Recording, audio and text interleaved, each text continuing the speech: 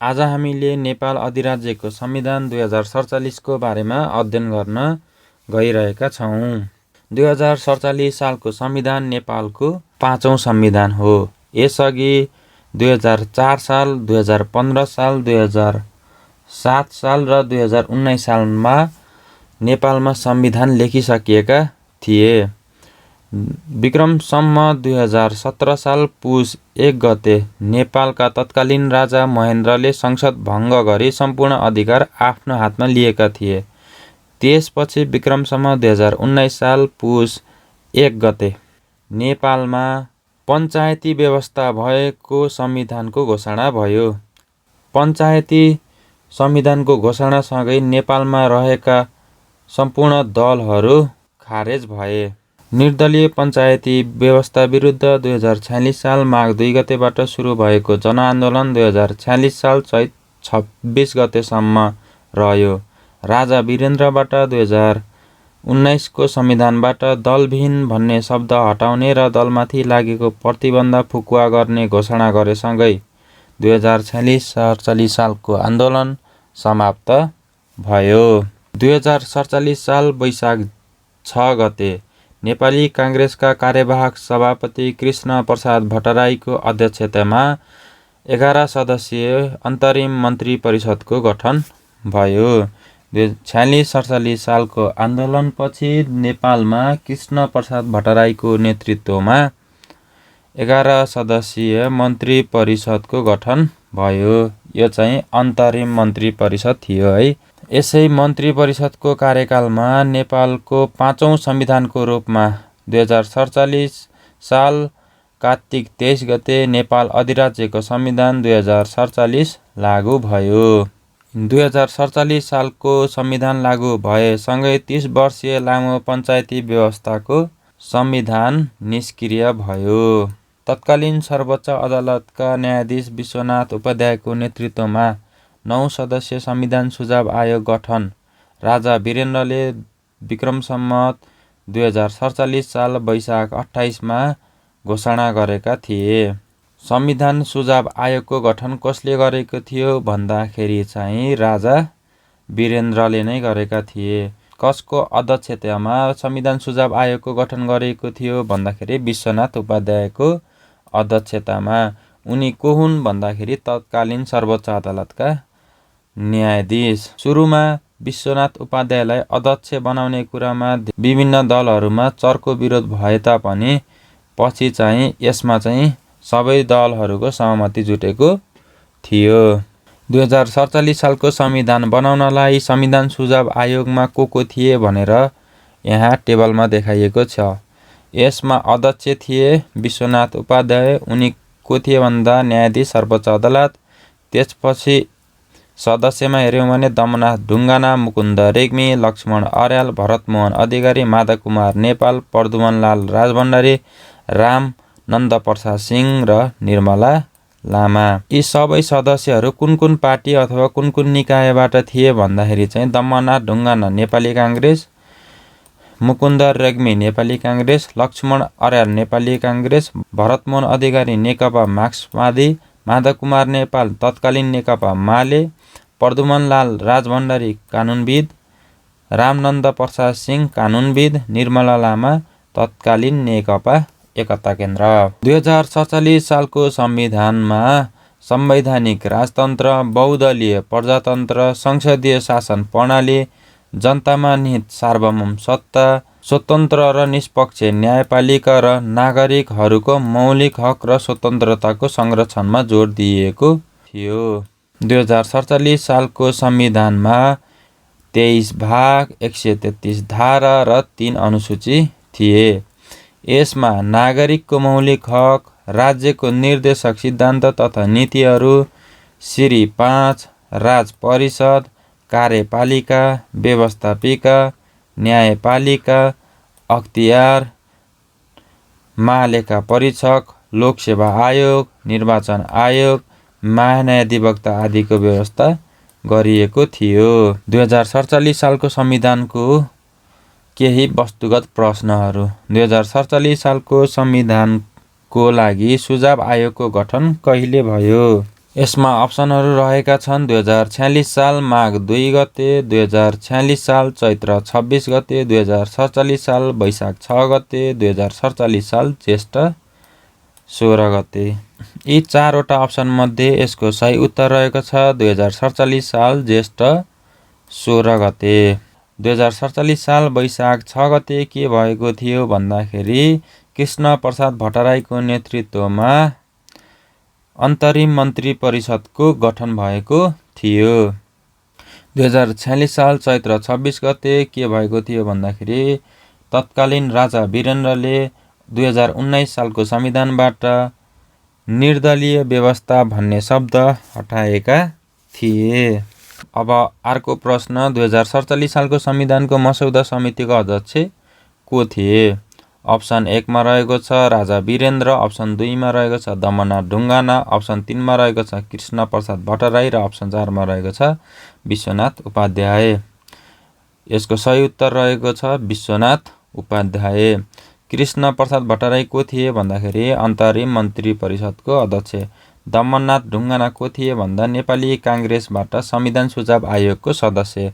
राजा वीरेन्द्र को थिए भन्दाखेरि संविधान सुझाव आयोग गठन गर्ने व्यक्ति। अब अर्को प्रश्नमा जाउँ। 2047 सालको संविधानको घोषणा हुँदा प्रधानमन्त्री को थिए? 2047 सालको संविधानको घोषणा हुँदा नेपालको प्रधानमन्त्री को थिए? अप्सन 1 मा रहेको छ राजा वीरेन्द्र, अप्सन बी मा रहेको छ दमनाथ ढुङ्गाना, अप्सन 3 मा रहेको छ कृष्ण प्रसाद भट्टराई र अप्सन 4 मा रहेको छ विश्वनाथ उपाध्याय। यसको सही उत्तर हो कृष्ण प्रसाद भट्टराई। 2047 सालको संविधानको घोषणा हुँदा नेपालका प्रधानमन्त्री कृष्ण प्रसाद भट्टराई थिए। अब अर्को प्रश्नमा जाउँ। 2047 सालको संविधानको घोषणा कसले गरेको थियो? अप्सन 1 मा छ राजा वीरेन्द्र, अप्सन 2 मा छ दमनाथ ढुङ्गाना, अप्सन 3 मा छ कृष्ण प्रसाद भट्टराई र अप्सन 4 मा छ विश्वनाथ उपाध्याय। यसको सही उत्तर हो राजा वीरेन्द्र। 2047 सालको संविधान राजा वीरेन्द्रले गरेका थिए। के गरेका थिए भन्दा घोषणा गरेका थिए। अब अर्को प्रश्नमा जाउँ। 2047 सालको संविधानको मसौदा समितिको सदस्य को थियो? अप्सन 1 मा छ राजा वीरेन्द्र, अप्सन 2 मा छ दमनाथ ढुङ्गाना, अप्सन 3 मा छ कृष्ण प्रसाद भट्टराई र अप्सन 4 मा छ विश्वनाथ उपाध्याय। विश्वनाथ उपाध्याय हुन् संविधानको मसौदाको अध्यक्ष। कृष्ण प्रसाद भट्टराई हुन् त्यो बेलाको अन्तरिम मन्त्री परिषदको अध्यक्ष भन्नुको मतलब प्रधानमन्त्री। दमनाथ ढुङ्गाना र राजा वीरेन्द्र हुने कुरै भएन। यसको सही उत्तर हो दमनाथ ढुङ्गाना। अब अर्को प्रश्नमा जाउँ। 2047 सालको संविधानमा कति भाग, कति धारा र कति अनुसूची रहेका छन्? अप्सनहरू रहेको छ 20 भाग, 130 धारा र 1 अनुसूची। अप्सन 2 मा छ 21 भाग, 131 धारा र 2 अनुसूची। अप्सन 3 मा छ 22 भाग, 132 धारा र 3 अनुसूची। अप्सन 4 मा छ 23 भाग, 133 धारा र 3 अनुसूची। यीमध्ये यसको सही उत्तर हो 23 भाग, 133 धारा र 3 अनुसूची। 2047 सालको संविधानमा 23 भाग, 133 धारा र 3 अनुसूची रहेका छन्। नेपालको 5औं संविधानको नाम के हो? नेपालको 5औं संविधानको नाम हो नेपाल अधिराज्यको संविधान 2047। नेपालको 5औं संविधान कहिले जारी भयो? 2047 साल कार्तिक 13 गते, 2046 साल चैत्र 26 गते, 2046 साल वैशाख 6 गते र 2046 साल ज्येष्ठ 16 गते। यसको सही उत्तर हो 2047 साल कार्तिक 13 गते। नेपालको 5औं संविधान 2047 साल कार्तिक 13 गते जारी भएको हो। अर्को प्रश्न। नेपालको 5औं संविधानको लागि मसौदा समिति कहिले गठन भयो? अप्सन 1 मा रहेको छ 2047 साल कार्तिक 23 गते, अप्सन बी मा रहेको छ 2046 साल चैत्र 26 गते, अप्सन 3 मा रहेको छ 2046 साल वैशाख 6 गते, अप्सन 4 मा रहेको छ 2046 साल ज्येष्ठ 16 गते। यसको सही उत्तर रहेको छ 2047 साल ज्येष्ठ 16 गते। यहाँ चाहिँ 2046 साल ज्येष्ठ 16 गते भएको छ। यसलाई चाहिँ सच्याउनु होला। यो चाहिँ 7 हो है। नेपालको 5औं संविधानमा सार्वभौम सत्ता केमा निहित थियो? अप्सन 1 राजामा, अप्सन 2 जनतामा, अप्सन 3 प्रधानमन्त्रीमा। प्रश्न पुनः एकपटक, नेपालको 5औं संविधानमा सार्वभौम सत्ता केमा निहित थियो? यसको सही उत्तर हो जनतामा। 2047 सालको संविधानमा सार्वभौम सत्ता जनतामा निहित थियो। अब फेरि अर्को प्रश्न, नेपालको 5औं संविधानमा राजकीय सत्ता केमा निहित थियो? अप्सन 1 राजामा, अप्सन 2 जनतामा, अप्सन 3 प्रधानमन्त्रीमा। यसको सही उत्तर हो राजामा। नेपालको संविधान 2047 मा राजकीय सत्ता राजामा निहित थियो। प्रश्नले झुक्काउन सक्छ, सार्वभौम सत्ता चाहिँ जनतामा थियो भने राजकीय सत्ता चाहिँ राजामा थियो है 2047 सालको संविधान अनुसार। तलका मध्ये 2047 सालको संविधानको विशेषता कुन होइन? संवैधानिक राजतन्त्र, बहुदलीय प्रजातन्त्र, हिन्दू राज्य, एकात्मक शासन व्यवस्था। यसको सही उत्तर रहेको छ एकात्मक शासन व्यवस्था। 2047 सालको संविधानले एकात्मक शासन व्यवस्थाको कल्पना गरेको थिएन।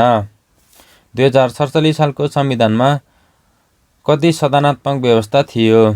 अप्सन 1 मा छ 1 सदनात्मक, अप्सन 2 मा छ 2 सदनात्मक, अप्सन 3 मा छ 3 सदनात्मक, अप्सन 4 मा छ 4 सदनात्मक। यसको सही उत्तर हो 2 सदनात्मक। ती 2 सदनात्मक हुन् प्रतिनिधि सभा र राष्ट्रिय सभा। अब अर्को प्रश्नमा जाम। प्रतिनिधि सभामा कतिजना हुने व्यवस्था थियो?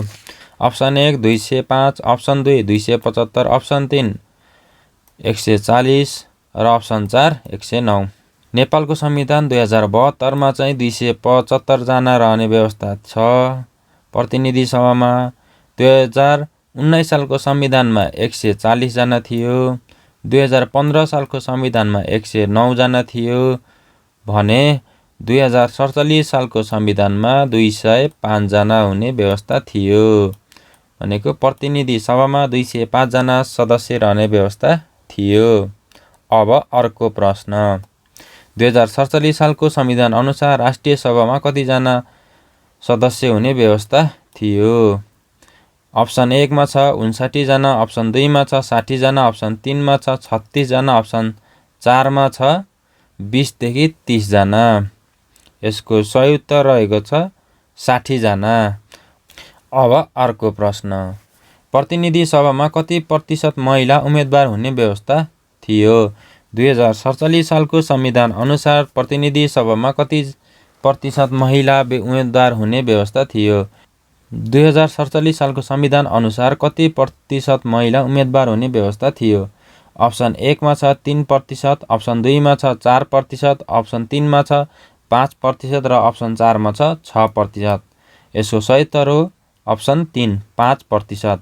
2047 सालको संविधान अनुसार 5% महिला उम्मेदवार हुने व्यवस्था थियो। अब अर्को प्रश्न, संविधानवादको मान्यतालाई पहिलो पटक केही व्यवहारिक अभ्यास गर्ने संविधान कुन हो?